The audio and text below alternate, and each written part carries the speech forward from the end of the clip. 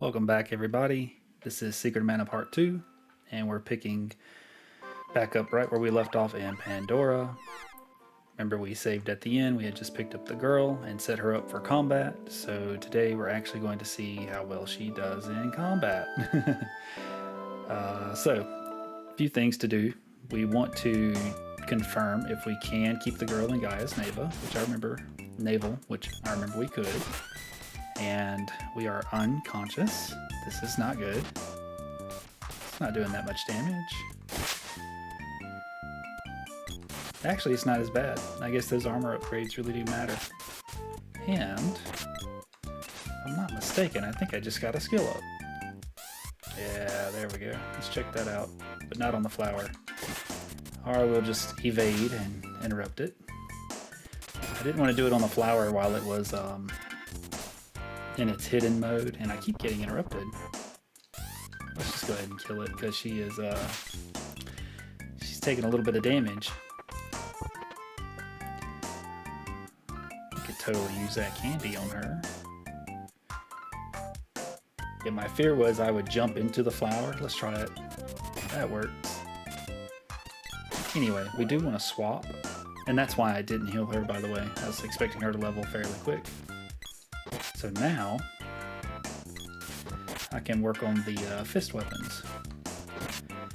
So, going back to what I was talking about earlier, in the last video we were discussing possible paths. We could go to Gaia's Navel now, and the girl will most definitely leave the party, because that's not where she wants to go. She wants to go to the, I guess it's the Witch's Woods, or the Big Witching Woods, whatever you want to call it, and save Diluc. So we're going to actually go there first, and this way we'll be able to keep the girl as we traverse Gaia's Navel. At least that is the plan. And I accidentally discovered that you could even do that on the remaster of this game. I was playing through it on the PS4, and I've never done it on the classic version here on the Super Nintendo. So I'm very curious to see if it works the same here. And this mush boom is giving us a little bit of trouble. And he's a little bit higher up. You notice those steps there? So altitude, like height, matters in this game. And there is a such thing as long-range weapons like bows, boomerangs, and such. And certain enemies will require you to, in certain phases of their fight, require you to equip one of those weapons in order to attack them, unless you plan to use magic. So,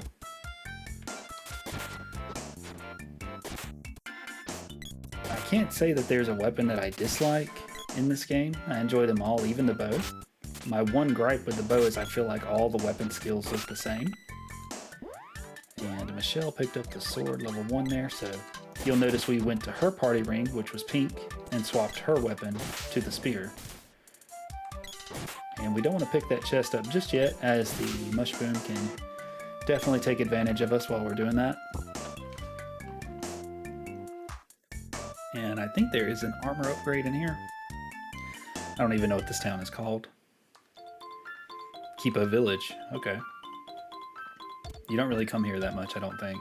Can't remember it that much. I just remember there's an armor upgrade, possibly. And yes, so Kung Fu dress is 350, and chain vest. I don't know if we want a chain vest for her or not. She already has the ribbon. What about elbow pad? Let's see. Now, you don't have to grind in this game. It's like in the early game, you don't have to. There are certain items that if you want to pick them up, wow, that's way better. You would have to grind. Let me swap over to her ring, which you can do by pressing the X button. We have so many controllers nowadays, I can't remember exactly where the buttons are anymore. So that chain vest would be awesome for her too. We're still on her ring, so we're going to go back to ours. I feel like I'm talking really fast, but I did just come off a workout. So you guys will have to bear with me. I'm being a little obnoxious today. These armor upgrades are definitely something we're into, as we're learning all the defense points, they matter. I'm not going to grind, I'm going to continue to explore. And now that I got the gloves, well, I guess I'll show it off first before I swap off to the sword. So let's take a look here. I really don't like doing it to the flowers. You have to get the range just right, otherwise you'll dash into them and they'll hit you. They're kind of like in stealth mode, if you want to call it that. So, fun fact, this game has a lot of weird areas in it that I just think they didn't finish, or maybe they were planning to do something with but ran out of time. This was originally, I think, going to be the first Sony and Nintendo game back when they were developing the PlayStation game together. One of the first games anyway. Let's grab this chest. Hopefully she doesn't get killed. Candy won't fit. So it wouldn't surprise me if there were a lot of areas you just didn't check, like this wooden bridge here. Like, you can go underneath it, I believe. And maybe there was plans for that. But all this really does at the top level is loop around, I believe. And if you wanted to grind in this game, I can show you a few spots that are very good for that.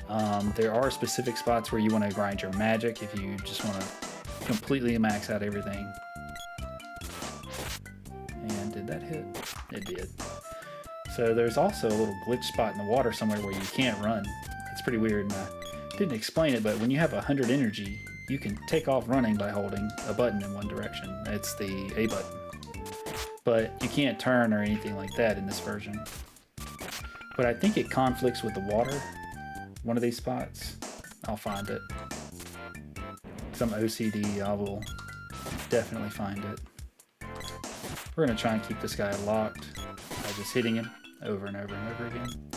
And here, the haunted forest is up top, Gaia's Navel's down below. So this is where you get to make that decision. We're going to go up to the haunted forest.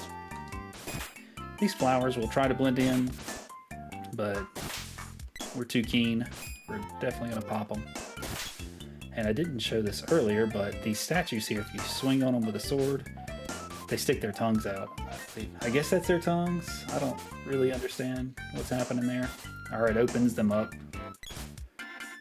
But if you walk up to these flowers here, or these pillars or whatever, you'll get taken to the forest. Now here, we're actually going to change her actions, because if I'm being honest, she is going to just die over and over and over. We want to try and take these guys out one at a time here. Like this.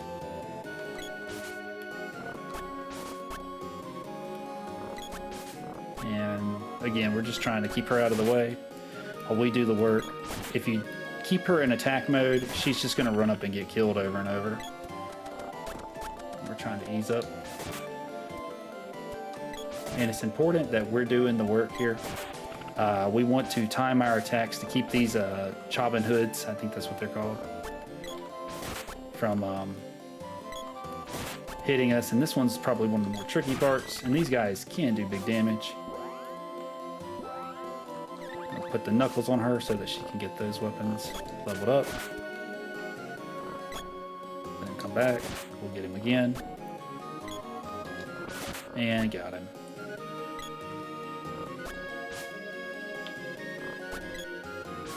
Alright. This guy's fate's pretty much sealed. Alright. We got this one. It's a little bit of timing to it. If you're too hasty, you will definitely get dominated by these guys. Remember what I said about Nico? He shows up where other shopkeepers will not be showing up. Let's see what he's got. He's got that wristband, rabbite cap. Not a lot of helpful equipment. He does have chocolate, which is a better healing item than candy. Then royal jam, which always sounds delicious and looks delicious to me for some reason, is better than the chocolate.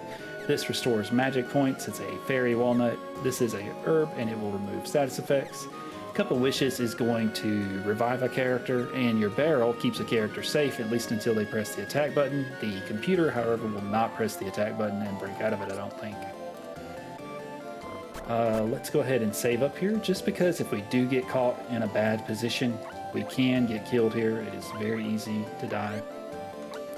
And just to make sure we don't soft lock ourselves with poor gameplay, we're going to try and proceed.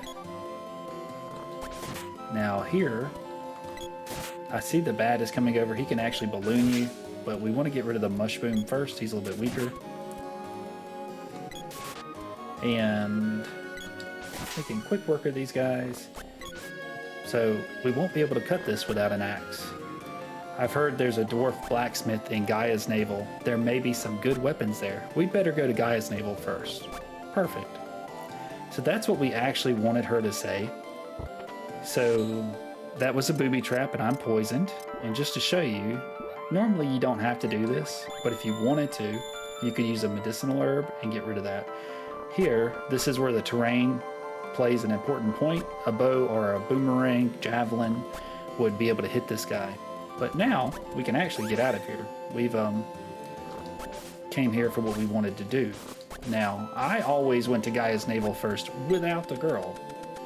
And that's just what my dad did. That's what I did because I saw my dad play it. And sorry, just focusing up here. She did hit him there, and she's trying to get away from him. Let's pop this chest for another booby trap, possibly, but it was gold. And just to be safe, I don't want her to die. I want to go ahead and use a candy on her. Now, let's progress this way. We are being extra careful. These Chobbin hoods, again, no joke. You saw 2 attacks. She was already at half-life. Please don't stand there. That's why we're trying to keep her in that keep away position, so she doesn't do what she's been doing ever since we made our way out of here. She's been just running into their path, and it's more so my fault. I'm putting her in a bad position because the AI will follow me. And we don't want to swing until he's back animated. Usually monsters have 2 different animations when you strike them. You saw how he kind of didn't fall over, but he poked his cheeks out and his fur out. If I were to swing then, the damage wouldn't count. However, when he falls down on the ground, I can swing on the Chobbin hood and it counts my damage. So we're trying not to waste our attacks. And there's a cannon travel there to the right. But now, we're going to head to Gaia's Navel. Actually, let's do one thing. We're only 13 minutes into this video. Flower's trying to get me there. Let's go pick up some of that armor we couldn't buy, just because we can, and we may need it in Gaia's Navel. And we're just going to let that chest go. I've already committed. It was probably a medicinal herb. Lullabuds are notorious for dropping those. Our gold. The combat in this game is so fun. It's so fluid. You really never get tired of it.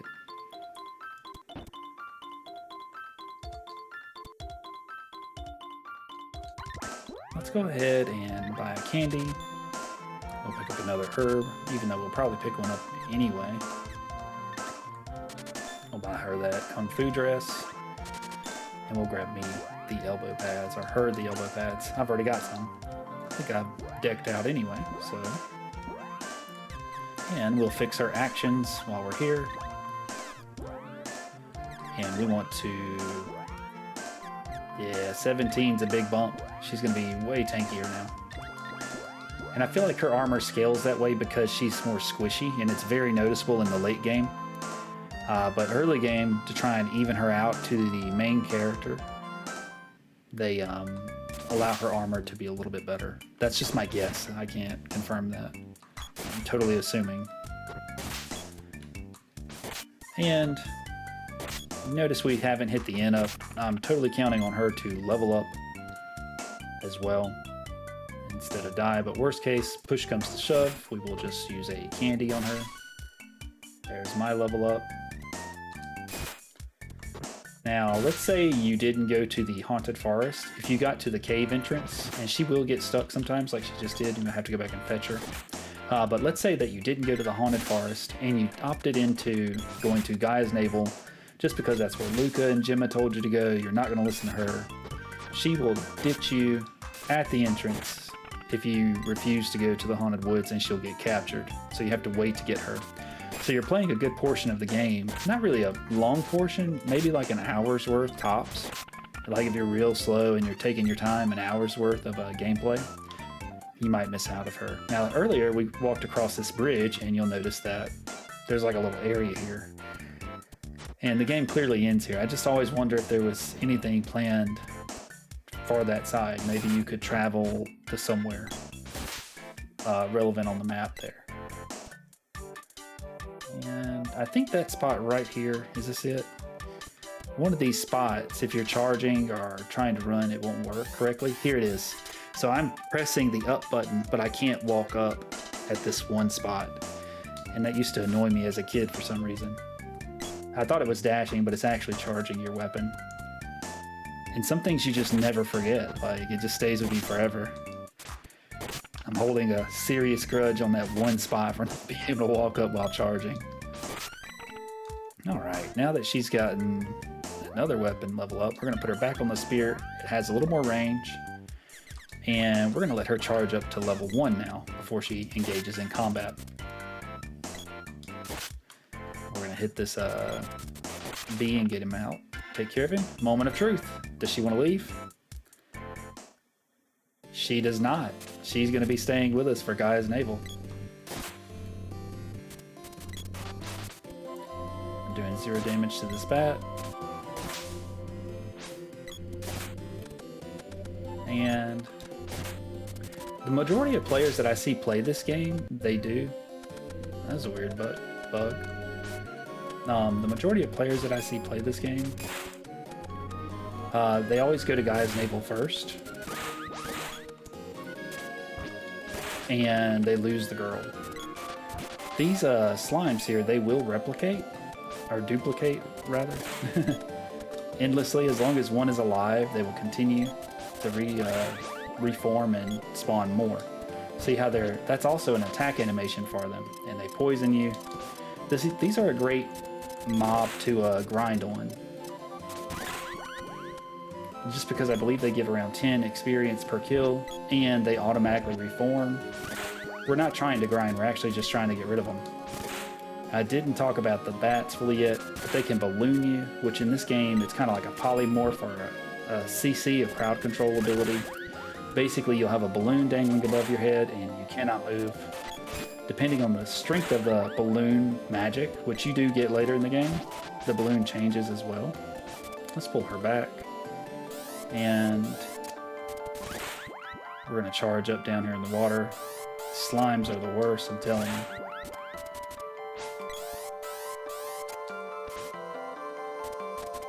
That chest is also going to be difficult to get.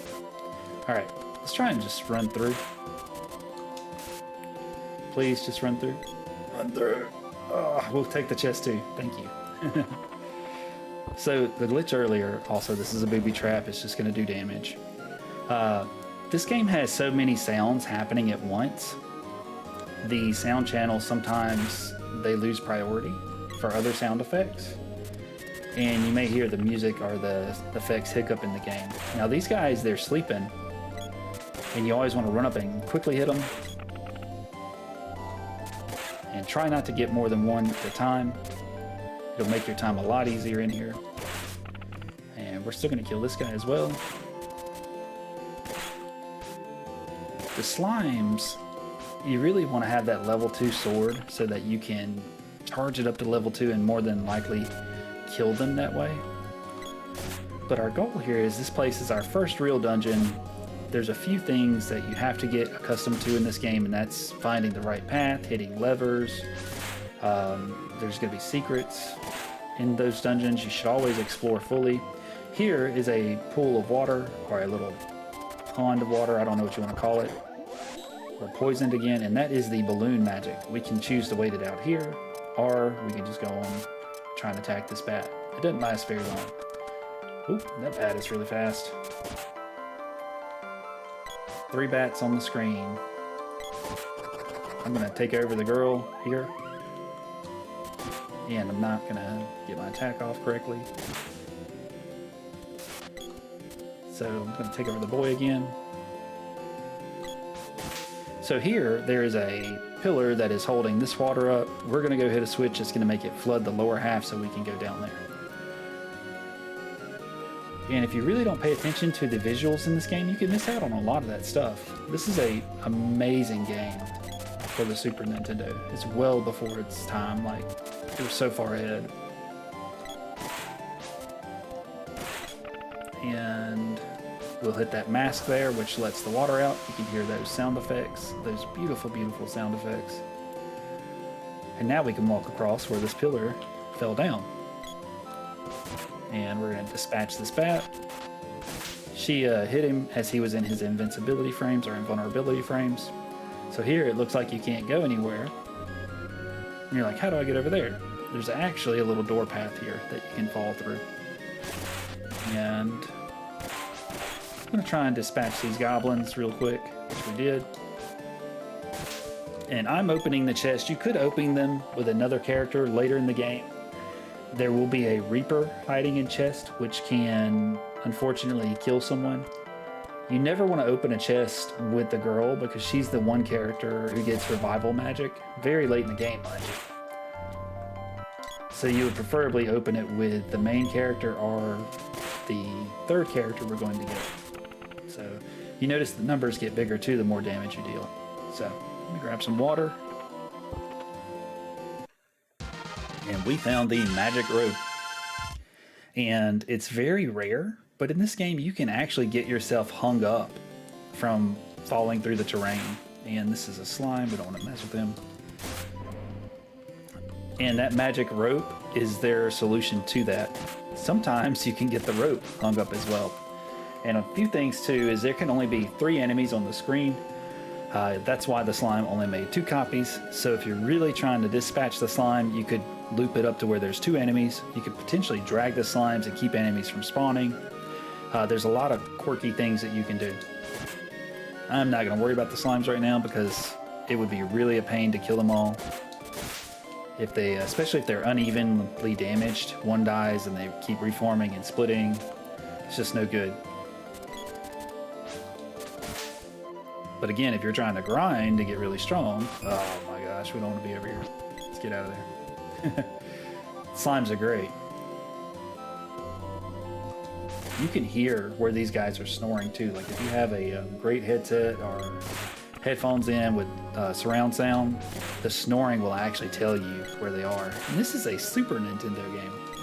That's just amazing that they could do that back then. I don't know how many people were playing this game with headphones in, but if you did, I hope she's not gonna want to stay here.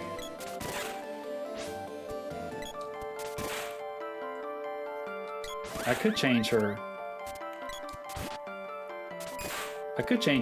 Grid to be keep away and such, but I think we can get through here.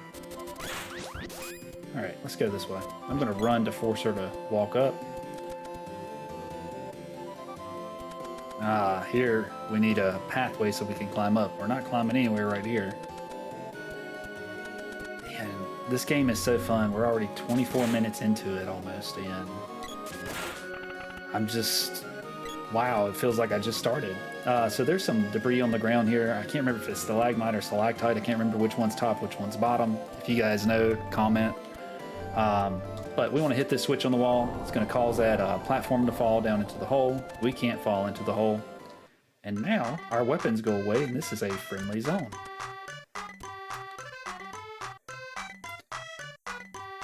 Pretty cool. These are the dwarves. And what we're going to do is, we're not going to progress the plot before the end of this video. We're actually going to check out the armor really quick. And we're going to try and smith the weapons. I have a little bit of gold.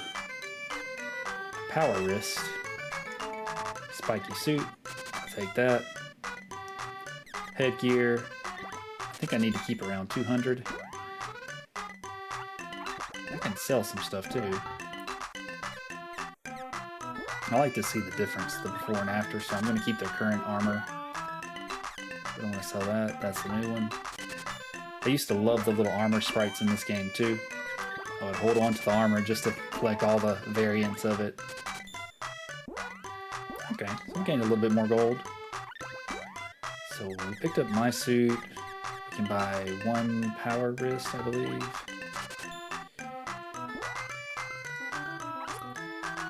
And you're going to need gold to progress the plot here as well, but let's equip our new armor. Helmet is a big bump. Spiky suit isn't as big of a bump as her dress was. Power wrist is a big bump. And let's go talk to the blacksmith. The blacksmith will progress with you in the game and follow you around, which is great, by the way. Otherwise, you'd have to keep coming back here to smith your weapons. So he asked us to show him the sword that's covered in rust. He's gonna get it back up in tip-top shape for us for 100 gold. Yes, please do that. And if I didn't mention it, this is Watts, the blacksmith. Probably the MVP of the game. And he is totally harping on our sword there. He loves it. And you'll notice our weapon changed from kind of that rusty brown color to gray. And his hammer is glowing. This is the mana sword. Astonishing. So now he can forge the other mana weapons. He tells us to come back. He's going to forge an axe. Will he let us do anything else though? So we'll have to come back later. But now, if you go to the level, you can actually click on the weapons. I didn't show this in episode 1 or part 1. And it tells you what the weapons do. So you see energy orb. It's going to say this is a 2 out of 2. So our sword is now 2 out of 2. It's level 2. The maximum it can be is 2. If I would have shown this earlier, it would show something like 1 out of 2. We don't have a spear orb, so it's 1 out of 1. We had a sword orb, which is what we used to upgrade it. That let it level up to sword level 2, which is the broadsword. And the broadsword raises our agility and evade percentage. You can check weapon effects there. So now, we could go and level up and get weapon skill 2 for the sword, which highly recommend doing. It'll make the next boss a cakewalk. Most people do this fight with just the main hero alone, but since we have the girl, we'll have a little bit of an easier time. So you'll notice I'm doing more damage. And we're gonna kill these guys here. Just right outside the town. And we're mainly trying to get that weapon level up. We don't need it, per se. Like, we could totally beat the next boss right now, no problem. But we do need a little bit of gold. And why not get both done at once? You'll see these slimes have a pretty high evasion rate. I don't like to charge up until I get level 2 or higher. Let me grab this here. He's off screen. It's probably going to be a poison needle, which it was. Big damage. We could even kill him now that we have the level 2 sword, which is great. My dad's favorite grinding spot, at least that I can recall, he might call me out on it, but his favorite spot was in the room where we picked up the magical root. I believe he would always go in, kill those, come out, and he could be halfway through the game and he would still do that grinding right there. Swap to the girl, loot this chest, while we have to wait for our big dumb cat gaming to get freed up. It's a candy in the chest. Swap back to our main guy. But yeah, we would be like halfway through the game, my dad would come back and grind on dwarves, and I'm like, can't knock it, but it's definitely a little slower. It's easier to do it mindless too. Whew, we're getting cornered. So that's our weapon skill up. Now we have access to sword 2. So if you notice, we'll charge up 1, 2, and boom, big damage.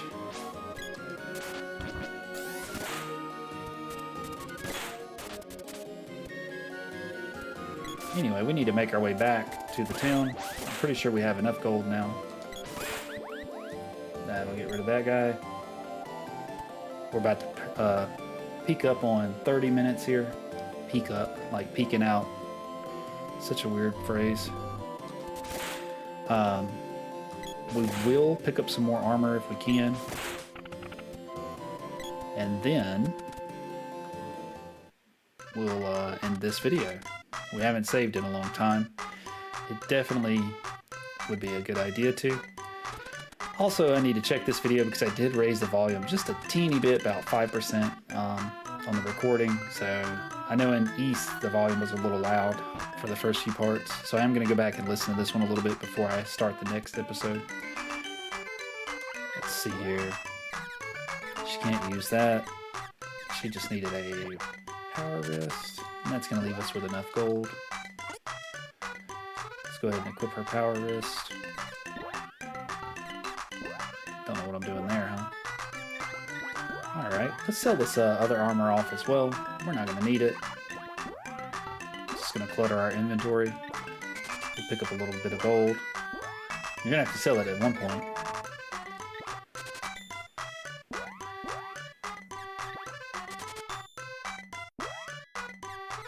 Alright. So yeah, as always, if you guys like the video, getting ready to wrap it up. But if you do like this content, you want to see more, we should have 7 videos going up now a week. We're trying to have 7 shorts go up. I had to make a calendar. It's a lot to keep up with. And then I'm rewatching content, trying to pick, parts from videos that would make great shorts. We're actually going to rest here because we're going to go into a boss fight. We don't need to, but you can check out the sleeping animation. If you did have a character that was dead, this is also how you would res them. You would have to rest, I believe. It's been a while, I could be wrong, but you could also use a couple wishes, but I think resting is cheaper. But yeah, I'm rewatching the videos. I'm picking out key moments and moments that fit good. Getting better with it each time that I do it. But that's how we're pretty much picking our shorts. If you guys have key moments that you like, or moments that, you thought were funny, epic, or anything like that, drop a comment, message me, do whatever you can to let me know. But if you like this video, you want to see more, make sure you hit like and subscribe. That way you know when my videos are going up. Should be every day. I'm still picking a time for the videos, kind of around between 2 and 4 p.m. Central. The shorts are going up at 8 p.m. Central pretty consistently. I think they get better reactions, better views during that time period. Gives people time to eat, get home, and everything. But if you guys have any input, any tips, anything like that for me, do not hesitate to let me know. I definitely am enjoying feedback from you guys and communicating with you. So yeah, like, subscribe, and I will see you guys in part 3. Have a good one.